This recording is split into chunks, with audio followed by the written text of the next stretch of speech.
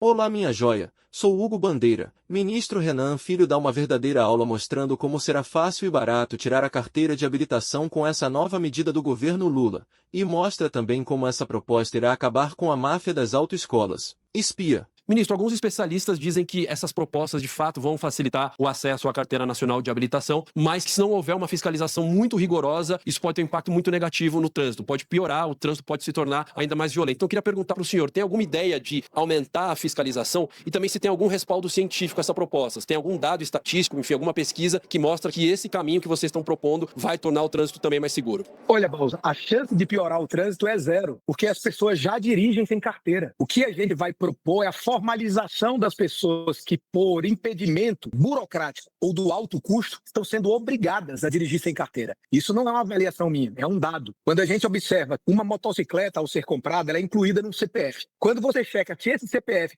que comprou a motocicleta tem CNH, é um dado passível de cruzamento científico e fidedigno, 54% dos CPFs que possuem uma moto não tem CNH. Nos estados mais pobres, isso chega a 70%.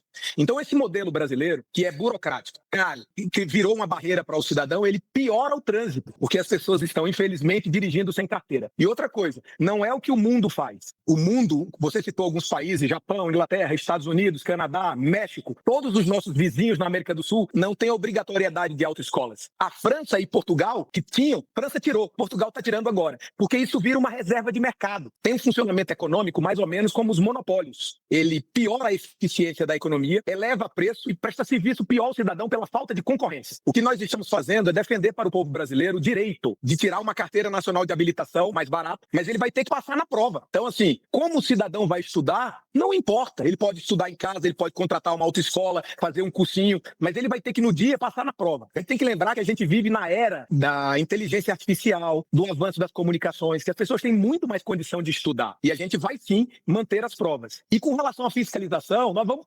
ampliar a fiscalização. Só que o grande problema é que a própria formalização, ela já trará um grande avanço ao trânsito. Porque o cidadão que dirige sem habilitação, ele sequer tem o que perder. As punições no trânsito são quais? Pontos na carteira. Por que você vai dar ponto na carteira de quem não tem? Então, esse tipo de coisa precisa ser feito um debate franco. O Brasil precisa acabar com a reserva de mercado, dialogar com a necessidade das pessoas. Outra coisa, a falta de carteira de habilitação impede o cidadão de trabalhar. Você sabe qual é a média para tirar uma carteira de habilitação no Brasil? Para homens, 28 anos. Para mulheres, onde a exclusão é muito maior por conta do machismo estrutural, 33 anos. É por isso que algumas profissões que precisam de anos de experiência, como, por exemplo, caminhoneiro, como, por exemplo, motorista de ônibus, estão virando profissões que parecem que todo mundo é mais velho. Dificilmente você vê pessoas jovens nessas áreas. Não é porque remuneram mal, porque um caminhoneiro ganha acima da média de outras profissões no Brasil. Uma profissão super importante. Mas quem tira a carteira aos 30 anos tem dificuldade de seguir na carreira para pilotar um caminhão. Então isso exclui do mercado de trabalho, viesa a vida das pessoas, destrói sonhos. E o que o governo está fazendo é garantir acesso, é garantir inclusão, é garantir que as pessoas tenham o direito de ter a sua carteira nacional de habilitação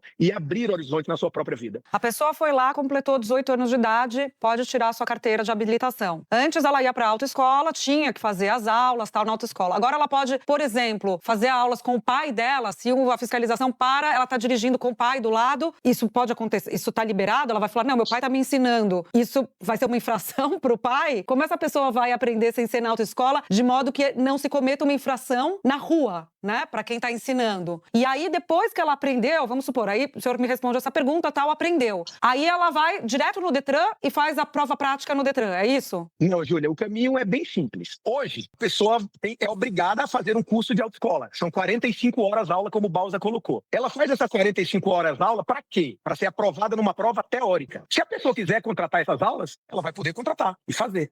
As autoescolas vão permanecer autorizadas a isso, não vai ser obrigatório. Mas tem gente que não precisa de 45 horas aula e pode se cadastrar para fazer a prova. Se for aprovado, ela vai para outra etapa, da aula prática. A aula prática não pode fazer com quem não é instrutor autônomo. As autoescolas vão continuar podendo dar aula prática, que hoje é no mínimo de 20 horas, é muito tempo. O mundo não faz isso. Mas a pessoa vai poder contratar um instrutor autônomo. Vai poder ser o pai dela? Não. Só se ele for instrutor autônomo. E para ser instrutor autônomo, ele vai ter que fazer uma prova específica para instrutor autônomo. E para isso, é uma prova diferente da prova para a habilitação, tá?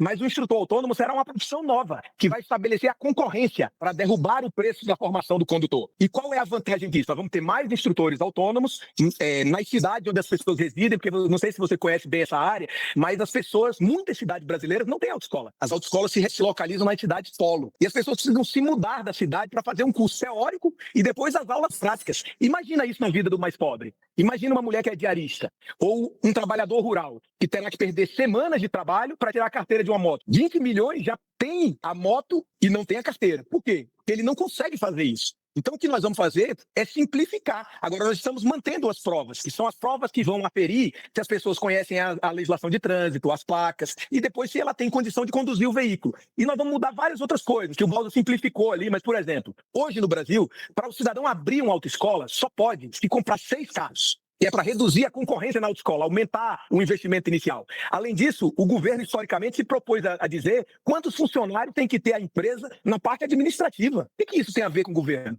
Quem tem que resolver isso é a própria empresa. Isso é uma questão de competição. Mas quando você bota um monte de gente, isso atrapalha a formação. Outra coisa, você só pode ser formado em carro passando marcha, aquele carro que não é hidráulico. Hoje, mais de 85% dos carros vendidos são hidráulicos. Quem tem que escolher isso é o cidadão.